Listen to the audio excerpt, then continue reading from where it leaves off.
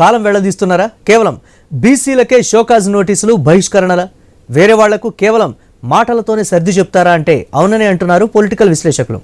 ఈ మధ్య జరుగుతున్న వరుస సంఘటనలను చూస్తే క్రమశిక్షణ కమిటీ కమాండ్ కంట్రోల్ స్విచ్ మరో చోట ఉందన్న అనుమానాలు కలుగుతున్నాయి. ఇక కాంగ్రెస్ పార్టీ క్రమశిక్షణ కమిటీపై కూడా విమర్శలు వెల్లువెత్తుతున్నాయి. విచారణ పేరుతో జరుగుతున్నటువంటి సమావేశాలు కూడా తూతూ మంత్రంగా నిర్వహిస్తున్నారన్న విమర్శ ఉంది.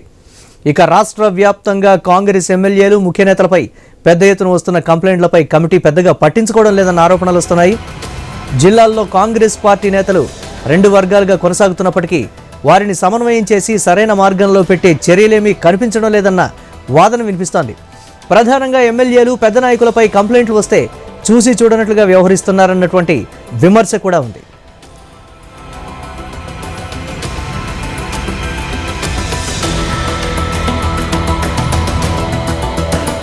గతంలో కూడా ఎమ్మెల్యే కోమటిరెడ్డి రాజగోపాల్ రెడ్డి బహిరంగంగానే సీఎం రేవంత్ రెడ్డిపై అనేక సార్లు విమర్శించారు.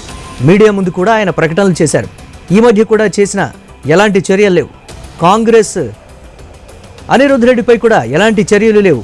అదే గతంలో బీసీ నేతలైన ఎమ్మెల్సీ మల్లన్నపై షోకాజ్ నోటీస్ ఇచ్చి పార్టీ నుంచే దారుణంగా వెళ్లగొట్టారన్న విమర్శ ఉంది.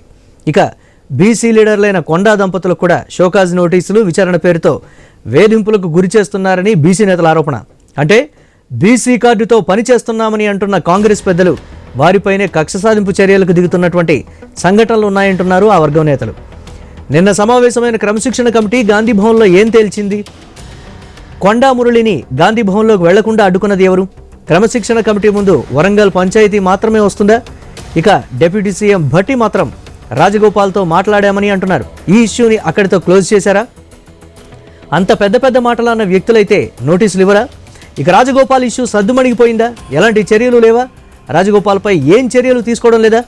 కాంగ్రెస్కు బీసీలంటే పడదా? అదే మల్లన్నపై షోకాజ్ నోటీసులు ఇచ్చి బయటకు పంపారు. కొండా దంపతులపై చర్యలు తీసుకునేందుకు అతివేగంగా పావులు కదుపుతున్నారా అంటే కాంగ్రెస్ బీసీ వ్యతిరేకేనా? ఇక బీసీలే కాంగ్రెస్కు తక్కువగా కనిపిస్తున్నారా అన్నది ఇప్పుడు కాంగ్రెస్లో హాట్ టాపిక్గా మారింది.